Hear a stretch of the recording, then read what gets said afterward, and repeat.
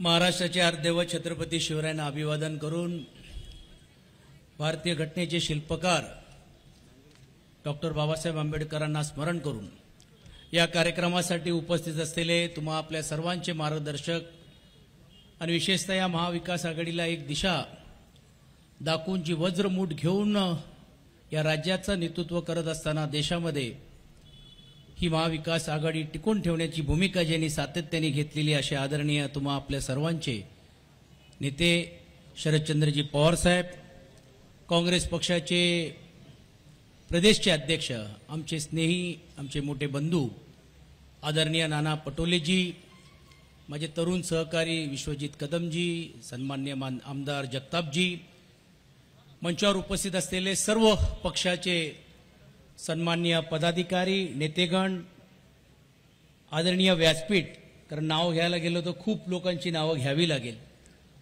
परंतु विशेषतः या तिन्ही शहर प्रमुख जे पुण्याचे जे माझे सहकारी आहेत आणि काँग्रेस पक्षाचे आहेत, राष्ट्रवादीचे आहेत, या सर्वांचाही उल्लेख करतो, सर्व लोकप्रतिनिधींचा उल्लेख करतो. आदरणीय व्यासपीठ उपस्थित असलेले तमाम कार्यकर्ते, बंधू भगिनी, बांधवांनो, तरुण सहकारी मित्रांनो, खरं तर मी आदरणीय पक्षप्रमुख उद्धव बाळासाहेब ठाकरे आणि आदित्यजींचा दूत म्हणून तुम्हा सर्वांना आवाहन करण्यासाठी आलोय की ही जी लढाई आहे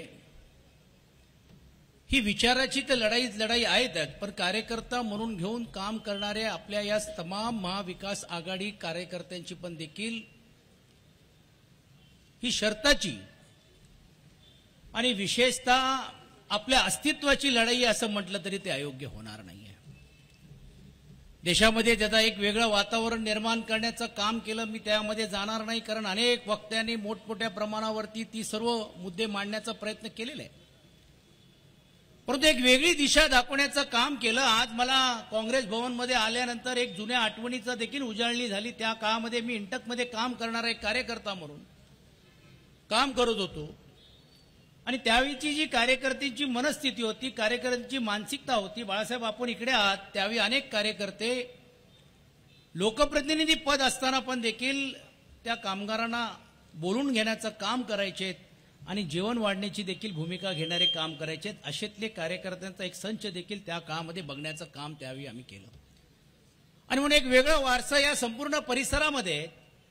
आजचा हा तो विषय नाही, पण देशामध्ये आज जणू एक असं वातावरण निर्माण करण्याचं काम केलं जातंय की ज्या देशाला जे मिळालेलं आहे ते स्वतंत्र नंतर काहीच मिळालं नाही, या स्वतंत्र चळवळीच्या मधला काही योगदान नाही, जे काय मिळालेलं आहे ते या 10 वर्षांमध्येच या देशाची प्रगती झालेली आहे. अशातला एक नवीन इतिहास, अशातलं एक नवीन वातावरण निर्माण करण्याचं काम आज देशामध्ये चालण्याचं काम केलेलं आहे.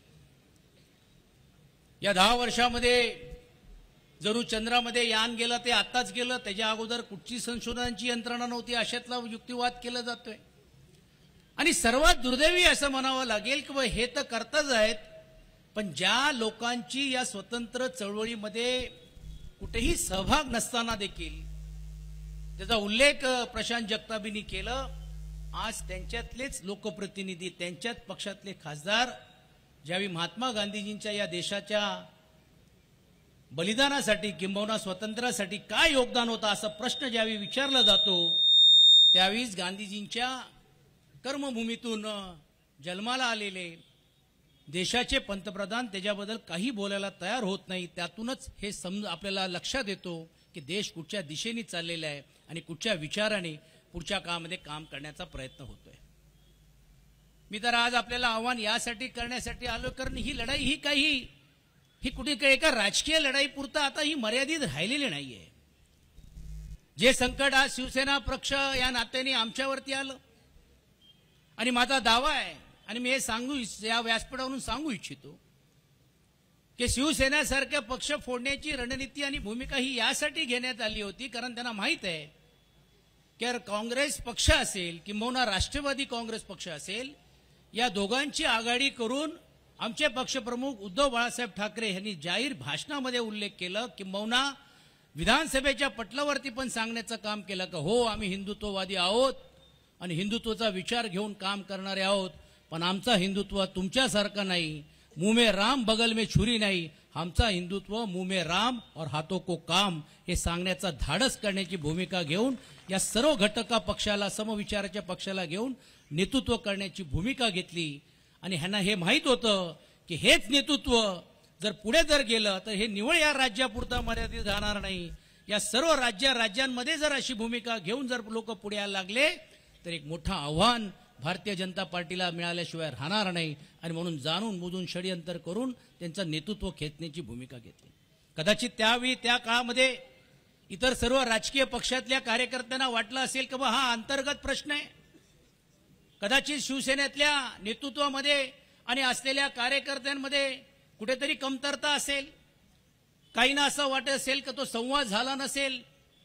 काहींना वाटलं असेल की त्यात कुठेतरी नेतृत्व कमी पडला किंवा आम्ही कमी पडलो. परंतु काळाने दाखवून दिलं की हे षडयंत्र हे एका संवादापुरता मर्यादित नव्हता.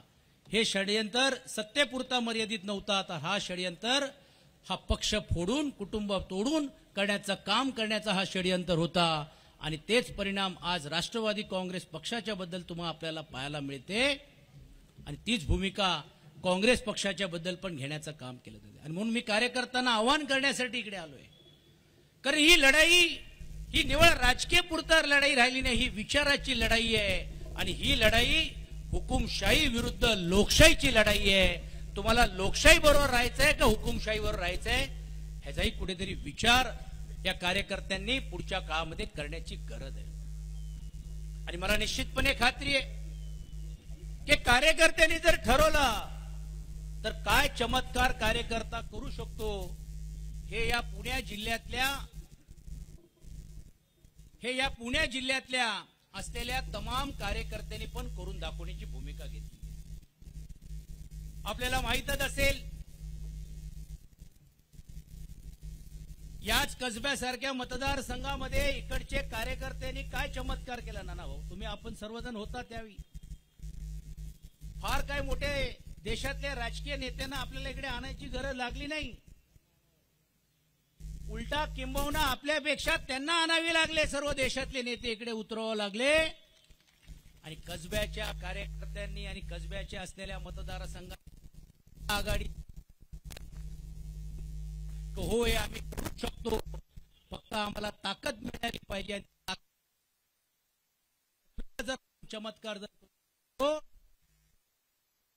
राज्यामध्ये हा महाविकास आघाडीचा झेंडा फडकल्याशिवाय राहणार अशक्य नाहीये.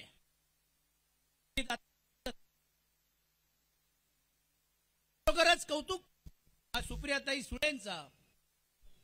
एक भगिनी आपल्यातली असेल, पद येतात पद जात असतात, अशा अडचणीच्या आहेत त्यावेळी त्यांनी साथ देण्याची भूमिका घेतली. आणि आदरणीय पक्षप्रमुखांच्या मागे आदरणीय पवार साहेबांच्या मागे उभं राहण्याची भूमिका घेतली. आणि निर्भय रीतीने दाखवून दिलं का हो आम्ही लढायला तयार आहोत.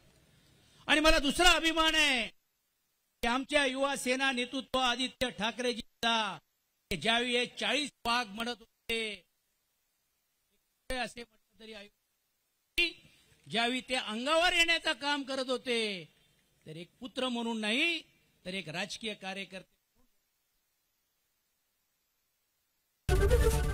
एबीपी माझा, उघडा डोळे बघा नीट.